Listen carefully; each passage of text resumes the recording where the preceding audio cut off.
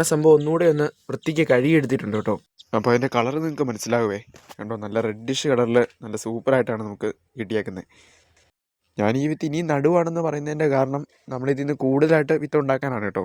കാരണം എന്താണെന്ന് വെച്ചാൽ നമ്മുടെ നോർമൽ ഇഞ്ചിയെ കഴിഞ്ഞും നല്ല ടേസ്റ്റാണ് ഈ സംഭവം നമ്മൾ ഉപയോഗിച്ച് നോക്കിയിട്ടേ.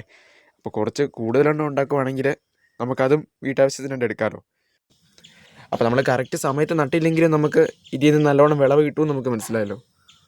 ഞാനിവിടെ ഇത് സീസൺ നോക്കിയൊന്നും അല്ല കേട്ടോ നടുന്നത്. സീസൺ നോക്കി നട്ട ചുവടൊക്കെ നിൽപ്പുണ്ടേ. അപ്പോൾ സംഭവം നമ്മൾ കാണുന്ന പോലെ അല്ല കേട്ടോ, നല്ലൊരു മണമുണ്ടേ. നോർമൽ ഇഞ്ചിയെക്കാട്ടിലും കുറച്ച് മണം കൂടുതലാണ് ഇതിന്. അപ്പോൾ ഈ കാണുന്നത് നമ്മുടെ ഗ്രോ ബാഗ് നട്ടിട്ടുള്ള ഇഞ്ചിയാണ് കേട്ടോ. അപ്പോൾ അതിൻ്റെ ചോട്ടിയിട്ട് നോക്കുമ്പോൾ കാണാം നേരെ ഗ്രോ ബാഗൊക്കെ വീർത്ത് വന്നിട്ടുണ്ട്. അതൊക്കെ ഇഞ്ചി വിത്താണെന്നാണ് എൻ്റെ ഒരു വിശ്വാസം.